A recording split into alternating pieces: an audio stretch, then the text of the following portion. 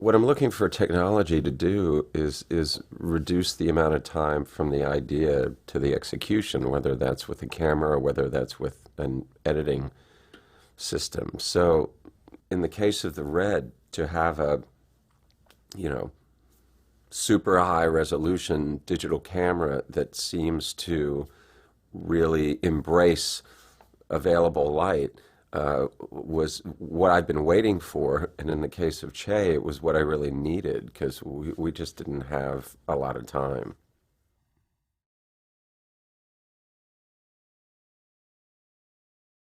Before we started the shoot, I was at Red for about a month, maybe learning the camera, maybe a little bit more before we actually went to Spain. And this was basically a learning process for me and actually everyone else at Red at the time, which was very small, and we were only a handful of people who were working there. So it was just kind of diving in and seeing, making sure that we could have a camera ready for production, because obviously this was a prototype. The camera that went over there was basically the first version of the software, which was Build 1, and it had kind of the bare bones of camera functionality. So it did 24 frames a second. It didn't support time code at that point. The problem was, of course, these things were basically not ready. I mean, if we hadn't moved our shoot start by 1 week, then we're not shooting with the camera. So it was that tight. I was worrying about all these little details of, well, how exactly are we going to sync the sound, and, what about this aspect of the workflow, and how can we make it the most efficient? And, the guys at Red and Steven were, thinking about, well, is the camera going to shoot, 24 frames a second? Are we going to get the material that we want? And, is the camera going to melt in the middle of the desert? So these sort of things. So the sort of my world of these sort of relative minutia of our workflow sort of were so small compared to this looming issue of, is this camera going to actually work? While we were prepping at Red, I was getting very nervous, or myself and the other people we were with were getting very nervous about not having another camera or a backup system in Spain. And I think probably every other day we were trying to call Steve and say, don't you want to have a 900s or a film camera, a Panavision camera? Don't you have something in case these cameras don't work? Even Jim Gennard, the head of Red, I think, was telling Steven it might be good to have a backup. And of course, Steven's response each time was, no, we're going to go with the cameras. I completely trust this camera. We're going to make it work. I was absolutely convinced that we had to have these cameras for this film, that this was necessary on a creative level for me to have these cameras. And I was willing to put up with anything in order to get them. And I really didn't care if there were problems, or, if the heat was an issue and we had to put ice packs. I just didn't care. I just felt like I have to have these. And to the extent of refusing to accept delivery of a film camera package in Spain, I wouldn't even let the production order them. And so it got pretty tense there for a while, because people were wondering what we were going to shoot on if the Red wasn't ready. But I was, I don't know, I just wouldn't be denied. We had a test a week before, about 5 days before shooting, and during that test we encountered drop frames, which is basically what happens this is from a film perspective. You basically get a scratch negative in the middle of one take, and it can be for one frame or it can be for many frames, and you usually get what's called a green screen of death, which is just a blank green screen. So we found out that these compact flash cards, which were the same thing you use in a digital camera, these little cards, were dropping frames, and we're shooting in 5 days. We're having the drop frame, issue when we were testing I thought, well, yeah, that's kind of significant, but I'm sure they'll fix it. I wasn't really worried about it. That whole week that we were doing pre-production was mostly spent trying to figure out how to fix that.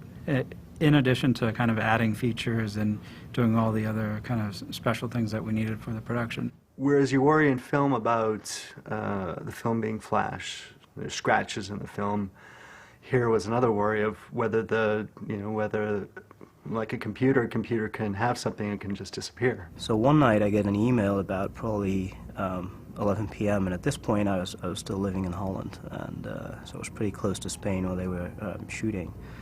And the email said, okay, we need the SWAT team to go to Spain and make sure to support the production.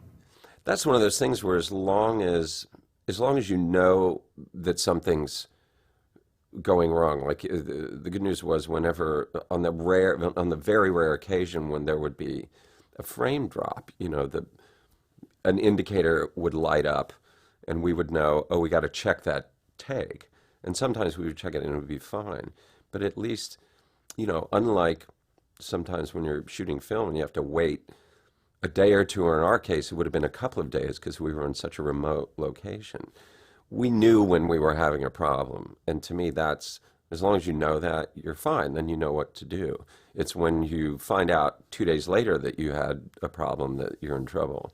The crazy thing about it was that the day that we were supposed to go to the production set and start shooting, we got the fix for the camera at 5 o'clock in the morning, and so we were still completely up all night, kind of trying to figure it out because we knew we were going to start shooting the next day, and we got the fix at 5 o'clock in the morning, and then we got 2 hours of sleep.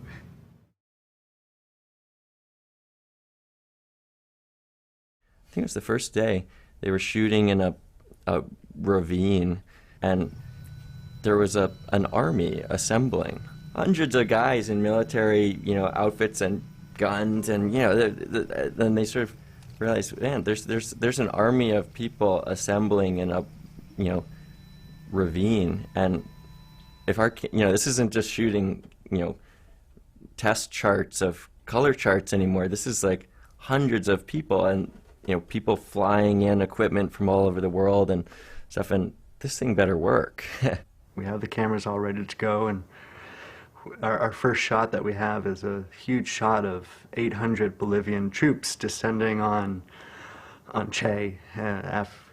This is the climactic scene which he was going to be captured, which of course this is the end of the second film that we're shooting first.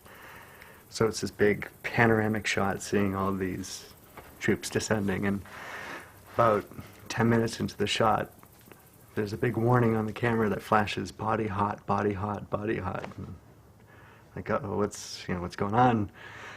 And it brought us to our biggest problem is that these cameras were overheating. When we built this camera, we basically had to get the fastest FPGAs we could, and a couple of them. And so it was the fastest thing you can get, which also generated the most heat, just because it's doing 4K, and that's a huge amount of data it has to process in real time. So it's got a lot of processing power. It's probably equivalent to a whole bunch of regular computers stuffed inside of a small camera body. And of course, here we are. The temperature is probably about 110 degrees in Spain, and it's very dry heat, and obviously very, very hot. So when it started flashing body hot, I knew that we were going to have to come up with a solution right away. And so we were trying all sorts of things, changing the body, changing the ventilation and all. I got a call in the edit room, maybe it was the first day, from one of the guys at Red, and asking, is there any way you could get us some supplies sent out here? What do you need? And they needed a hot glue gun, a soldering iron, and surgical quality ice packs. And I just sort of remember as like a wish list thinking, oh man, that's not the wish list that you want to hear. I didn't care if I had to poke a hole in a an ice chest and stick a lens out one side of it. Like, that's how much I wanted to use these cameras. We ended up doing is basically the movie was a handheld show, so we would get a bag of ice, we'd put a bag of ice in, we'd put it on, so we keep it on an apple box. In between takes, we'd shut the camera down, we'd put it on ice, we'd have another ice pack on the top of the camera, and basically we would wait to shoot and turn the camera on and shoot the shot, and hopefully it would work, and that would be it. Turned out that the temperature sensor was in the wrong place.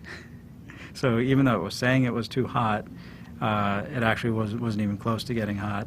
So what turned out to be a huge problem for us in the first 3 or 4 days was actually a completely false problem. The first shot Steven recorded, I got the compact flash in my hand and I rushed to my laptop to make sure that everything was okay. We had an image, and there were no problems with it, and there weren't any problems with it. So it was a big relief to to see the images come up on the laptop screen and everyone was looking, and it was like it was perfect.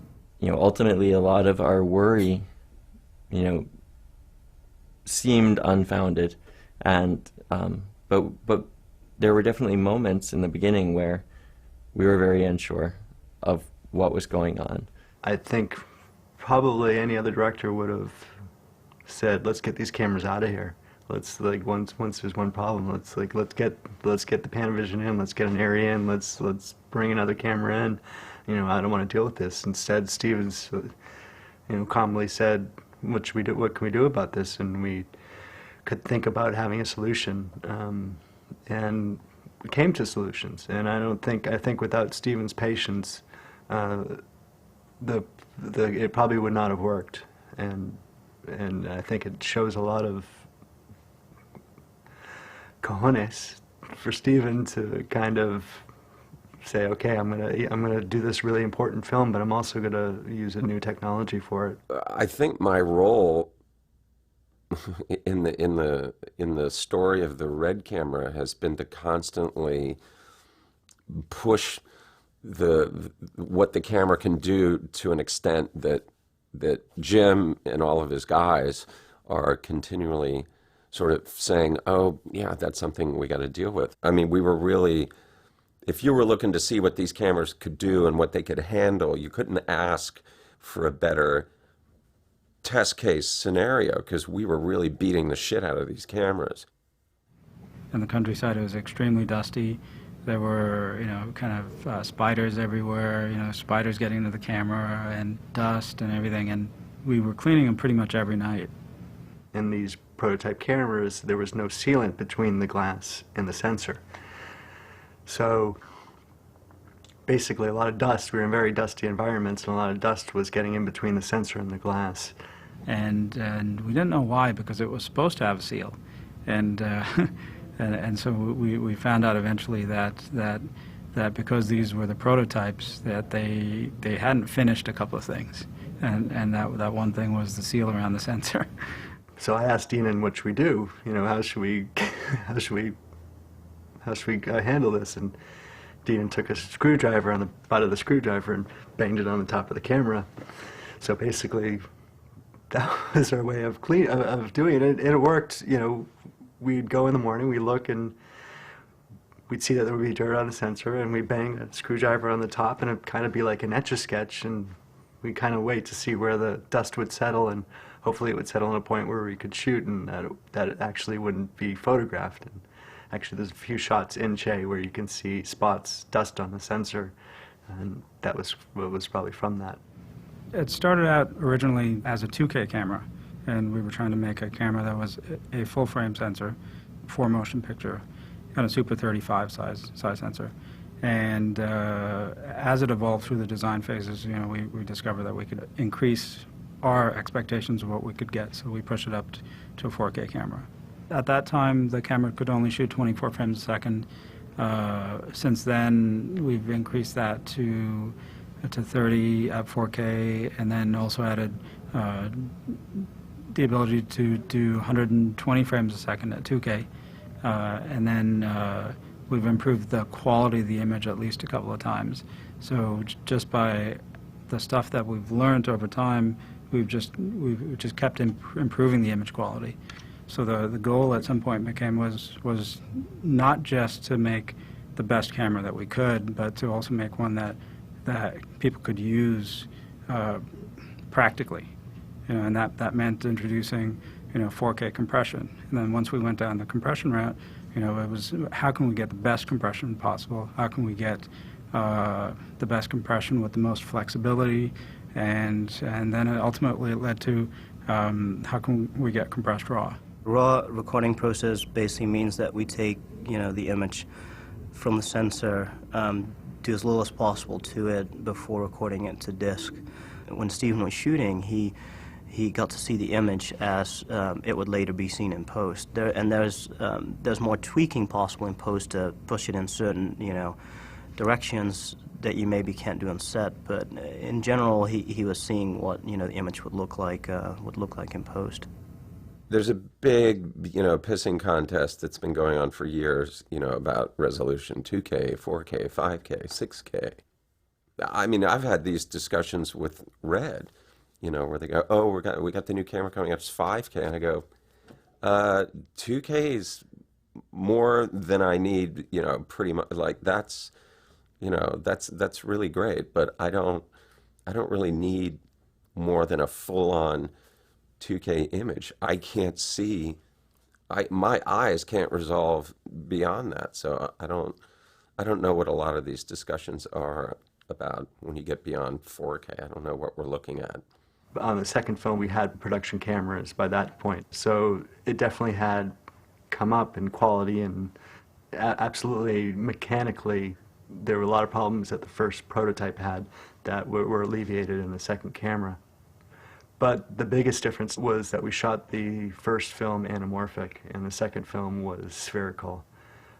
So the anamorphic film, which was the one we shot second, was actually using less of the sensor. It only used 60% of the sensor because we only use a square part of it, and then you stretch it out for the anamorphic. And I have to say that it's just a different look, and it's an anamorphic look. I think it gave it more, to me, it gave it more, actually, a more filmic look, whereas the second one, to me, the spherical one, I wouldn't say had more of a digital look, but was more of a what I guess would be more of a red look. The resolution is so good that often I find myself wanting to back it off a little bit. It can under certain circumstances be almost unnaturally sharp. Now, in the case of part two, where if we were outside and the sun was shining, I would just close the aperture down to 16.5, because that was sort of the aesthetic of that film. Whereas on part one, no matter what circumstance we were shooting, it was 2.8 by design. And what I liked about part one, and what I've liked about shooting with anamorphic lenses on the Red since then, is that it softens it a little bit so that it just doesn't have that kind of almost creepy sharpness to it. I'd either worked with or seen almost all the high-end digital cameras before we started working with the Red.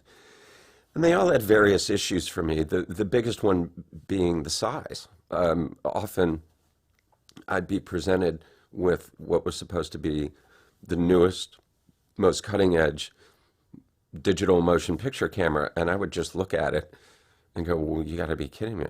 This is bigger than a Panaflex. It's supposed to be smaller. That's what we all want. That's the point. And so, for me at least, the Red had addressed this issue of size and weight you know, because it seemed to me if this is supposed to be an evolution and this is supposed to be the next step, then this thing ought to be small.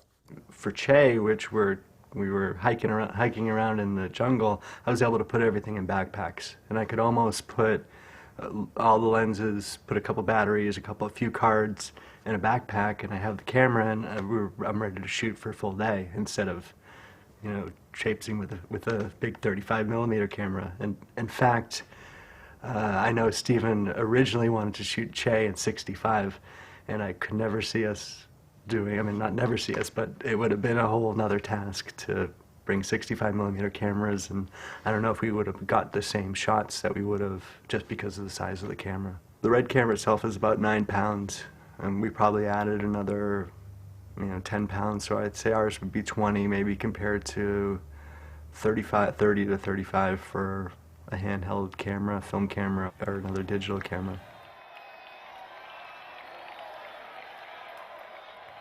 I think for Steven, he likes to shoot from the hip, and he could literally shoot from the hip with his camera and hold it in his hand, and I think that's one aspect, and I know the other aspect also is having control on the other end in the post side and being able to edit and being able to color time and being able to do all these things without having to send it to a lab. So one of the biggest differences as far as production is that you don't need to tether the camera to a huge set of drives.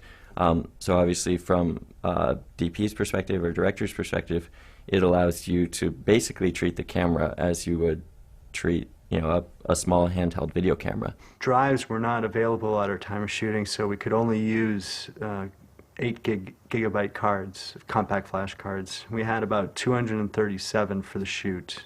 We had to make sure that there was enough to go. We were in very remote locations in Spain, and we had to make sure that there was enough time to go back to Madrid, make a copy on an LTO machine, and get back to us. So we figured out 237 would work. It also wasn't as simple as simply buying more cards, because we actually at that time had run out of vendors who had the compact flash cards that we could use in the cameras. You know, we sort of scoured the world's supply of 16 gigabyte or 8 gigabyte compact flash cards that could operate at the speed needed for the camera. After we finished the card, we would give it to our loader, Virginia, and she would make 2 backups on set on hard drives, and then it would be sent to the editor. We'd load those onto the SAN, transcode them, sync them, and the goal was that by the next day, when Steven would wrap the following day's shooting, he would have sunk dailies to edit that day. You know, when we were shooting part 1 in Puerto Rico, we had some long drives to and from the set, and I would be cutting on a laptop in the car footage that we had shot the previous day. So, you know, if we'd shoot on a Monday, Tuesday morning in the drive out to the set, I would be editing Monday morning's footage. It was just, I figure it's, you know, a 70-minute drive, you know, I can be working. And so the ability to have like a flash drive hooked into my, you know, Apple laptop, and I have some headphones on, I'm just cutting in the car. That was a great, you know, that saved us, just saved me a lot of time. You know, it just, even if I felt like, oh, even if I just take a rough pass at 1 or 2 scenes, that's 1 or 2 scenes. It was definitely a full 24-hour day, you know, for a couple of weeks. It was basically, we'd have call time at like 6, 7 o'clock in the morning, and then so you'd be there during the whole day, and we'd wrap maybe at about 6 or 7 at night, come back, have some dinner, and then pretty much get back to work on stuff like getting new features in, getting things fixed, you know, improving things. At one point, when we were going through the most troubleshooting, I think we had something like 800 emails go back and forth in just like half a day. Just everyone communicating constantly back and forth between everyone, you know, just trying to get get everything working as fast as possible. I was hoping to have more communication. Pretty much all I had at the time was my small BlackBerry, and there was no cell phone access or anything. But there happened to be one small, tiny patch of 2 feet by 2 feet where I could send a text message. And so half the day I would be standing in this patch, kind of sending updates and asking questions and getting, technical stuff back and forth and all. And I was just standing in this one patch with the phone kind of facing a certain direction, and I would be able to communicate.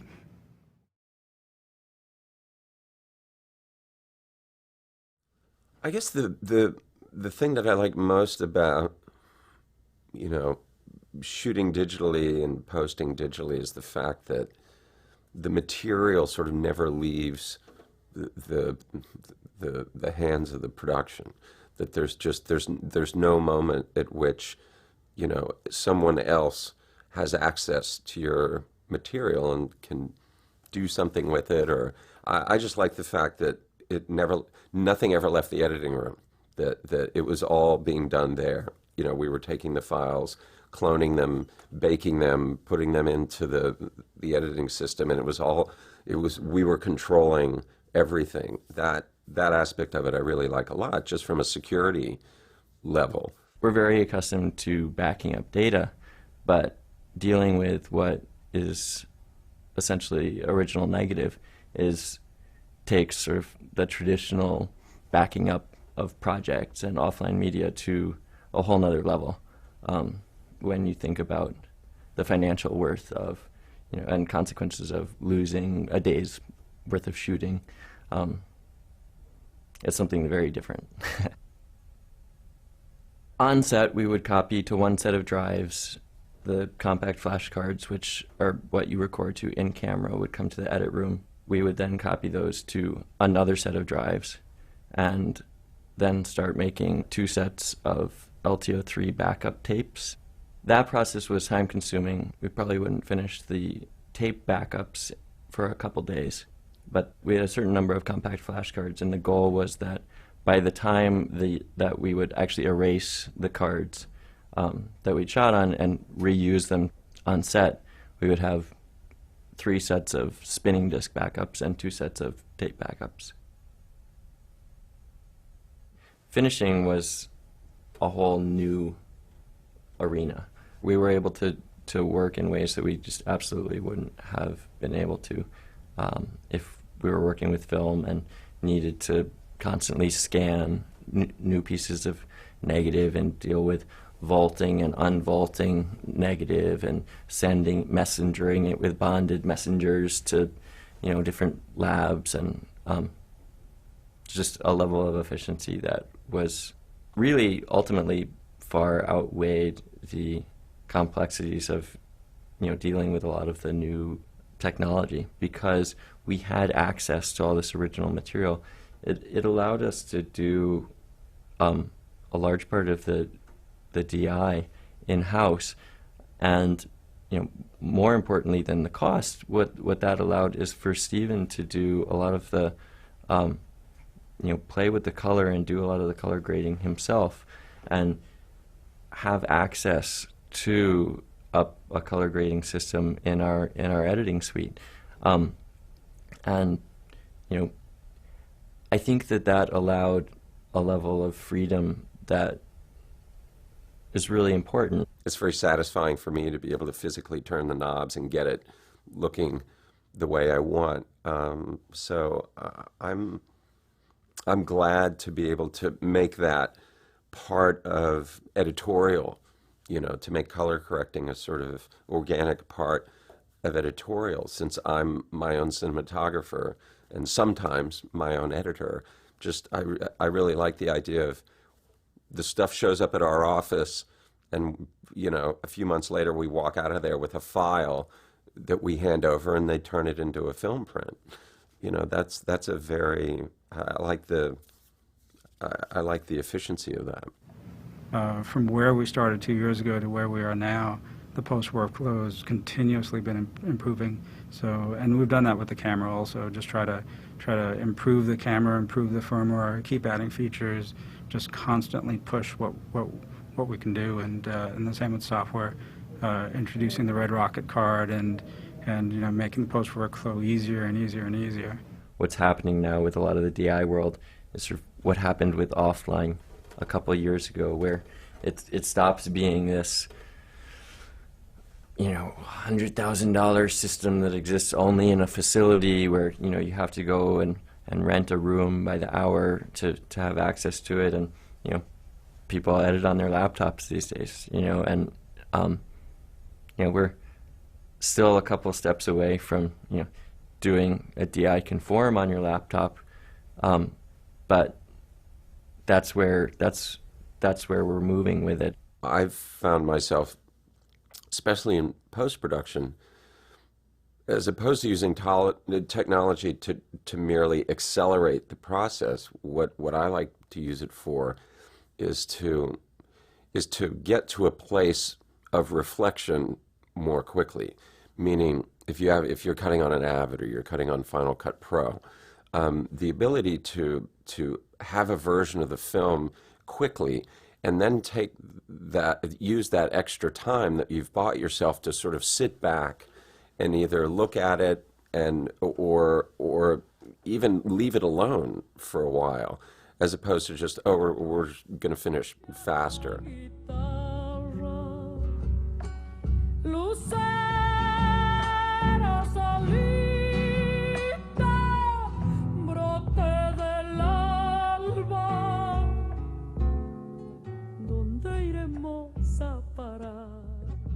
I think on a micro level, movies are as well cut now as they've ever been. I think on a macro level, something's getting lost, though. This is what I'm talking about, is taking advantage of the speed of the new technology to afford you time to sit back and look at something and not work on it for a while. Because I see a lot of movies that I think on a macro level are sort of misshapen. You know what I mean? Like, the individual scenes are cut well and things seem to work, but I feel like nobody's taking the sort of time that you have to take to watch it end to end over and over again to really get a sense of what the rhythm of the movie is as an entire piece. I feel like we have movies that have more edits in them than they've ever had before, and they're longer than they've ever been before. And that's strange to me.